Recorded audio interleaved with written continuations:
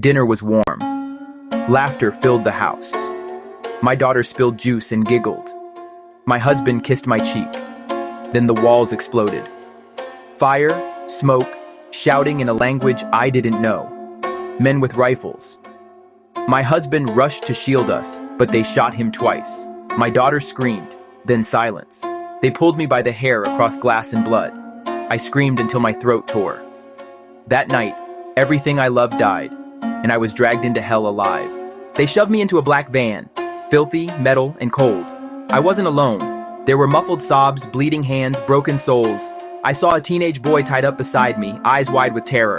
They gagged him. I didn't even fight. I just stared at the rusted bolts, counting seconds to stay sane. 1, 2, 3. One of them laughed, said, "She'll be useful." I didn't cry. I swallowed the scream and let numbness spread.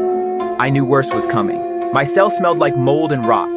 A single bulb hung from the ceiling, buzzing like a trapped insect.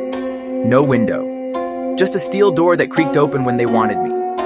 They didn't speak for days, just watched me. Then came the questions about my life, my beliefs, my family.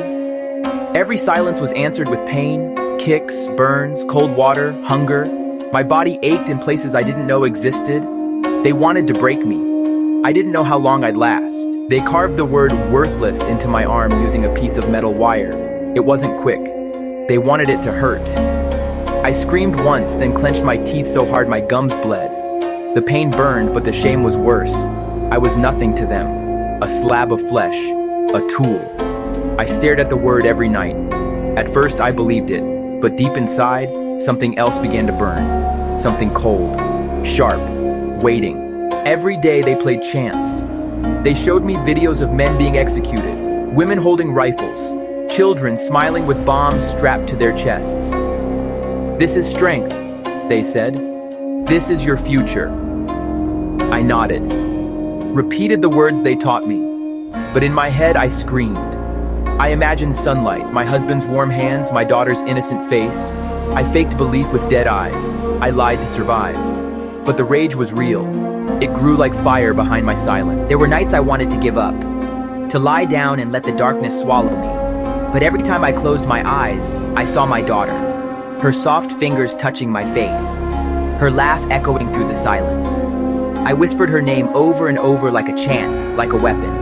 The fighter in me was still there, buried under bruises and blood. I wasn't dead, not yet, and I wouldn't go quietly. The cell next to mine had another woman. I never saw her face, only heard her sobs. One night, silence, then a thud. She was gone. Another woman sang lullabies to a pile of rags like it was a baby. The guards laughed. I stopped trying to talk to them. We were all breaking in different ways. I envied those who died. At least their pain had an end. I was stuck in limbo, alive, but hollow. It made me colder. He wore black robes and a mask, called himself Truth. He didn't yell, he whispered. That scared me more. Comment what scares you the most. He said I was chosen, special, that I'd be reborn through their cause. One day, he gave me a knife. "Use it," he said, "on one of the weak ones. Take a life, earn freedom." I held it in my hand, cold, heavy. I could feel the blood of others soaked into it. I didn't use it, but I didn't hand it back either. They dragged a man into the courtyard, bound, gagged, terrified. He had tried to escape. They shot him in the leg, then the mouth. Blood and brain on the wall like paint. I didn't flinch. I just watched. Something inside me turned black. That night, I stopped crying. I memorized the guards' shifts, the screws in the bed frame, the distance between cells. I wasn't going to pray anymore. I was going to survive, and they were going to bleed. He came in with food. I pretended to faint. When he leaned close, I broke the ceramic plate and drove it into his neck. Blood gushed across my face, hot and sticky. He choked, eyes wide, grabbing at nothing. I watched him die, not out of cruelty, out of certainty.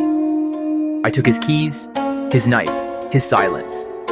That was the moment I stopped being their prisoner. That was the moment I became something they didn't expect. A storm. Sirens screamed, voices shouted, footsteps pounded. I moved through shadows, slit throats where I had to. I was fast, focused, a ghost of vengeance. I reached the outer fence, cut my arm on the barbed wire, didn't stop. Blood soaked my dress. I kept running through woods, barefoot and broken. The cold wind felt like freedom.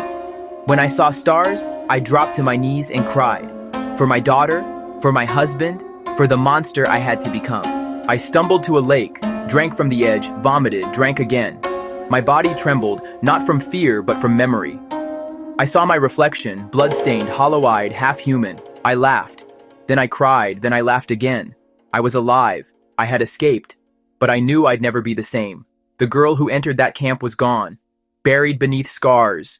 I didn't know what future I had now. But I knew one thing. I would never be hunted again.